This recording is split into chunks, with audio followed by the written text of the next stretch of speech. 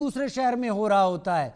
यानी ये मोहरे हैं जितने भी हैं, असल खेल खेलने वाला कोई और है, और यहां पर शायद इंटेलिजेंस कमजोर है या फिर चीजों को अभी एवेल्युएट ही कर रही है। देखिए राजीव जी, बहुत ही वाजिब सवाल आपने उठाया, और ये पत्रकारिता धर्म भी है कि ऐसे मसले जब भी आए तो खतरों से आगाह करना और कराना हम सबका काम है। आपने बहुत अच्छा प्रश्न किया है, लेकिन उसके पहले मैं हाजिम नाजिम एक बहुत अच्छे इंसान हैं और इनकी अपील की मैं तारीफ़ करता हूं कि इन्होंने बहुत अच्छा विचार रखा है, और सभी समुदाय से, खास करके ऐसे सिरफिरे जो हैं उनके लिए जो बात उन्होंने कही है ये तारीफ लायक है। लेकिन दूसरी बात, हमें इस बात को भी ध्यान रखना चाहिए, इन लोगों को जो इसके पीछे साजिश रचने वाले हैं वो भूल रहे हैं कि उत्तर प्रदेश में योगी सरकार है, मध्य प्रदेश में एक संवेदनशील सरकार है, और उत्तराखंड में बहुत ही कठोर सरकार है। ये चाहे जहां होंगे उसके जड़ में जाके सरकारें, उसके जड़ में जाके उसकी माद में बिल में जो जहां भी होंगे, भारत की व्यवस्था को, भारतीय आस्था के प्रति खिलवाड़ करने वाले जो भी ये साजिश रचने वाले हैं वो बचेंगे नहीं।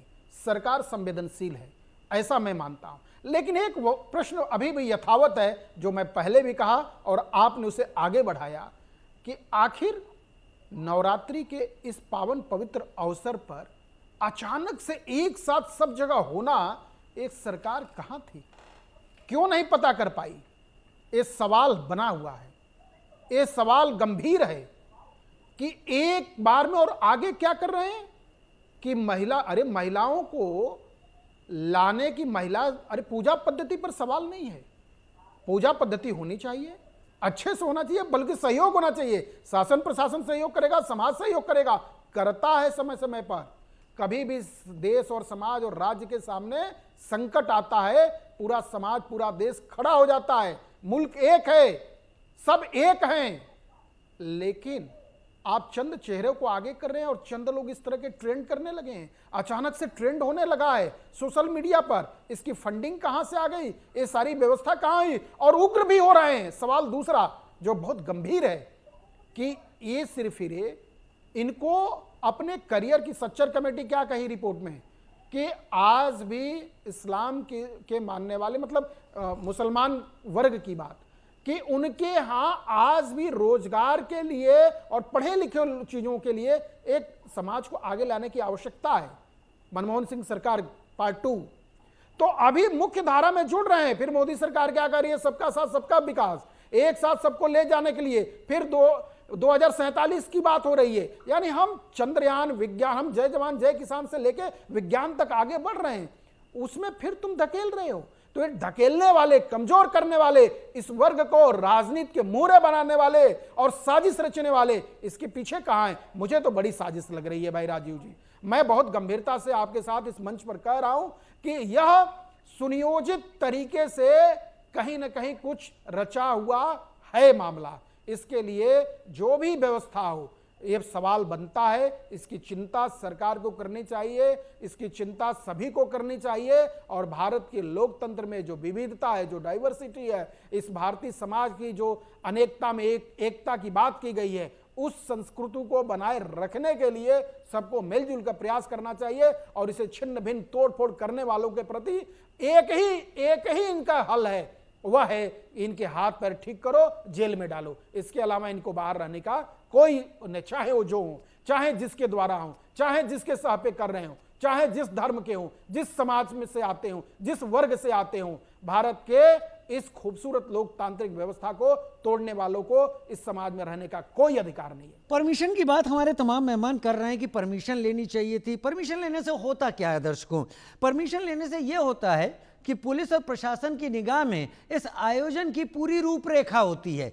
कौन ये आयोजन करवा रहा है ये पता होता है, उनके पदाधिकारियों के नाम नंबर पता होते हैं, रूट पता होता है, किस रास्ते से ये आयोजन जाएगा। तो पुलिस वहां पर उचित व्यवस्था करती है, लोगों की मौजूदगी होती है प्रशासन की तरफ से, जिससे वो निर्बाध गति से हो जाए। परमिशन लेने का तात्पर्य और मंशा ये होती है। लेकिन सौरभ मालवीय, फिर मैं उस जगह आके टकराऊं। आखिर हम घर से बाहर निकलते हैं, हमारे बगल में अगर कोई रहने वाला है तो हम एक साथ बाहर नहीं निकल सकते, चाहे कितनी भी कोशिश कर लें।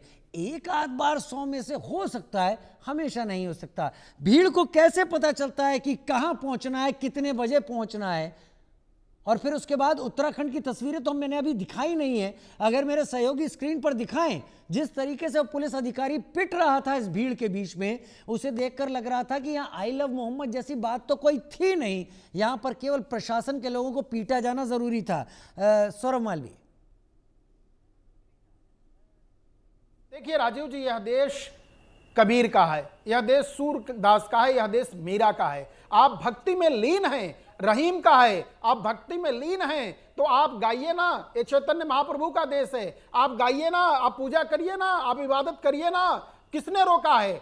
आप तो घर छोड़ के निकलते हैं पूजा करने के लिए। आई लव मोहम्मद कहना है, कुछ भी कहना है तो आप मोहम्मद के उस वहां इबादत करिए जाके, आपको जहां आपको शांति मिलती है, जहां आपको सुकून मिलता है। आप नाम ले रहे हैं कुछ और काम कर रहे हैं कुछ और। आप नेम प्लेट तोड़ रहे हैं पुलिस के, आप थप्पड़ मार रहे हैं, उसके पैरों को आप पैर से मार के गिरा रहे हैं। आप कर क्या रहे हैं? वर्दी फाड़ रहे हैं। ये क्या है भाई? ये पूजा पद्धति है? आप कहां से धर्मावलंबी हो सकते हैं? आप तो गुंडे हैं, गुंडे से भी ज्यादा हो सकते हैं। कैसी बात है भाई? मैं नहीं मानता हूं। बिल्कुल आपने सच कहा। मुझे ऐसा लगता है इसकी परतें बड़ी गहरी हैं। एक सुनियोजित ढंग के सुनियोजित तरीके से बुने हुए, गढ़े हुए और प्लान्ड या कुछ हो सकता है। अब क्या होगा ये तो मैं स्वामी शैलेशानंद, तो क्या एक सुनियोजित तरीके से एक ऐसी साजिश है कि भारत का जो समाज पिछले कुछ दिनों में, हम पिछले कुछ दिनों की, मैं इसलिए शब्द का इस्तेमाल कर रहा हूं कि पिछले 1.5-2 साल में अगर देखें तो बड़ा व्यवस्थित तरीके से आगे बढ़ा है। भारत की आर्थिक प्रगति भी सबसे ज्यादा वर्ल्ड बैंक, IMF ने आंकी है कि भारत इतनी तेजी से जा रहा है। तो आर्थिक प्रगति तब